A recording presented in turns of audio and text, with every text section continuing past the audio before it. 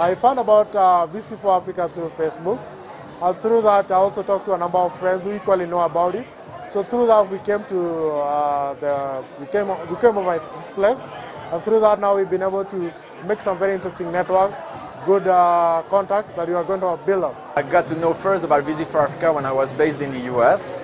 It was like 3 years ago already, or something like this. It was a LinkedIn group. So of course, I was interested in investment in Africa, technology in Africa. So I got into that. It was really this year that I really understood the principle and the impact it could have to structure those ecosystems, because this is what we try to do also. Right now I'm very curious about what's happening specifically in technology, which is why I'm covering the Demo Africa conference. It's the first one they've had in Africa.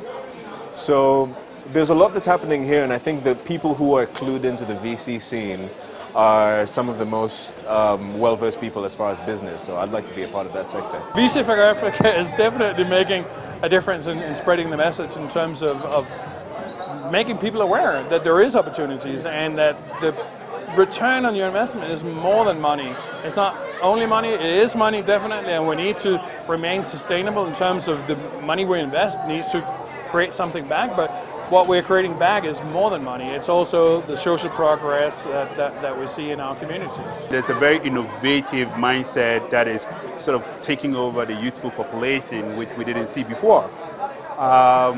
Some years back, most youthful people out of college wants to get a job, but now most people are looking to create companies. We don't want only donors' money, and I think in Africa there is too much donors' money. We want real investments that can have an impact, of course, but we need those real investments. So that's why, we got in touch with the VC4 Africa people on different networks, and I'm glad we are able to meet finally here. The key is also having people on the media team who have diverse backgrounds and can understand the content. For me, who have diverse backgrounds and understand the content. It's not just understanding I know how to renovate, it's understanding the One of my nightmares is that I think that this whole culture that is building up over the continent can get stifled because there's no angel investment, there's no resources. And I like to use the word resources to push, because I think it's not just money. You also need mentoring, you also need coaching, you need different elements to go with the money. Talking about angel investment in Africa, I think it's a slow process to build an angel community and ecosystem. If you look at the US, it took years and years of successful entrepreneurs that didn't want to invest in real estate and wanted to invest in young companies.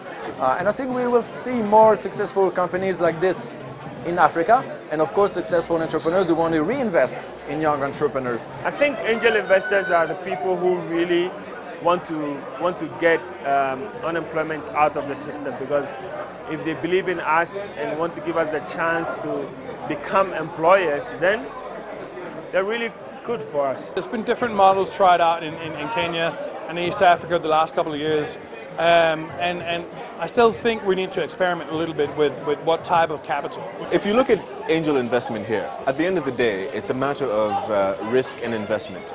So one side of the argument could be that angel investors have not really taken advantage of the situation. I would say that it's up to the industry here to make it attractive for angel investors. We have the concept of a convertible debt, so it's a debt instrument that can convert into equity, and I think some of those quasi-equity type instruments is something that we need to look at. And I think we need to be a little bit creative. We don't necessarily need to just duplicate what was working in Europe and North America.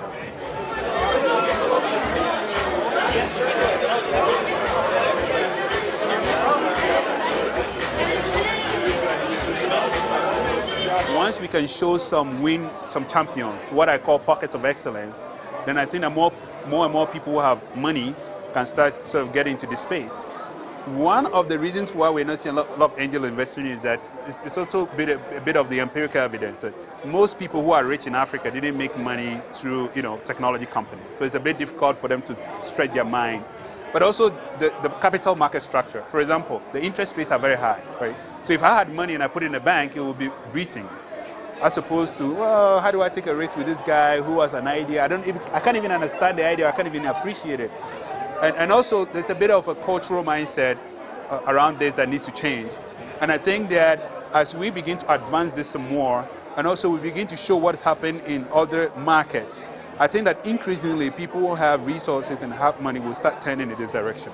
the whole world is going to see that African startups, tech startups, can also make it, can also really host something for themselves, showcase to the world, and let the world know that technology is not limited only to the Western world, but Africa can equally get into that space. I've been able to share my idea and equally been able to meet some very good guys who are interested in what I'm doing and like to also, chip in and see how we can work together.